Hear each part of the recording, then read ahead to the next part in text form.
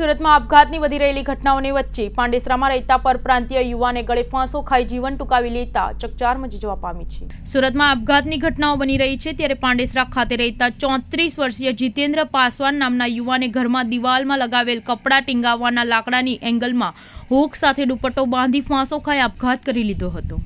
મૃતક 5 મહિના પહેલા જ પરિવાર સાથે સુરત આવ્યો હતો તો મૃતકની પત્નીએ કહ્યું હતું કે દારૂના નશામાં મને ઘરની બહાર કાઢી મૂક્યા બાદ આ પગલું ભર્યું હતું।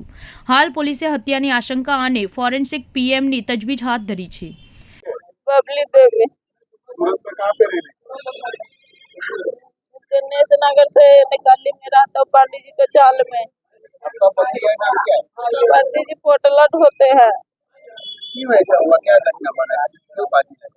कुछ नहीं, साग मेरे को चढ़ाए थे ना खाना में तो साग जर गया था, तो वही लोग मार रहा था कि साग क्यों जर दिया था। इसका पेट दर्द दे रहा था बच्चा के, तो नीचे दवाई में चल गए थे लाने के लिए, तो कैसा थोड़ा सा तेज लग गया उसी में। अब ऐसे हमेशा मारते रहता था हमको। दारू पी पी के बहुत दारू पीता, दारू पी ले था कल बहुत और पिए में लगा लिया फांसी। अब मेरे को बोला कि भाग निकाल रूम में से, रूम किराया दिया तो तेरे को नहीं रहे दूंगा रूम में से, तू निकल रूम में से।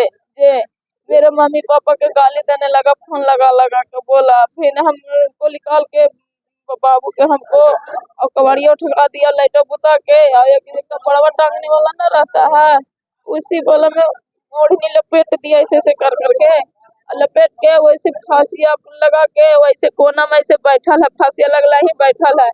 एक भैया को बुलाने गए कि भैया देखो ना मेरे रूम से निकाल दिया, रात के कहाँ जाएंगे लेडीज से उसको थोड़ा समझा के मेरे को रूम में घुसा दो ना सोने के लिए से। तब भैया गए, बोला कि लाइट तो बंद है, कबाड़ी तो खुला ले सर, आने दो लाइट लेके आ रहा हूँ मोबाइल लेके। तो मोबाइल बारा तब भैया बोले रहे को तो फांसी लगैले है।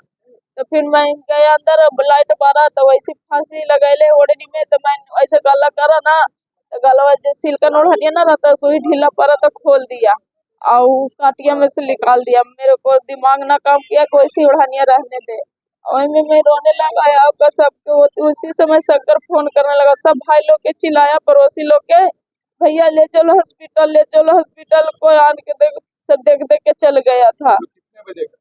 12 बजे के लगभग, 11-12 बजे के लगभग। हाँ, आपको कब पता चला? 15 मिनट के बाद में मैं उसको भैया को बुलाने गए कि भैया चलो ना रूम पे से, हमको निकाल दिया। हम रात के कहाँ जाएंगे सोने के लिए से, हम आदमी के समझा के हमको अति कर देना निकाल रहा है, रूम में ना ढुके दे रहा है।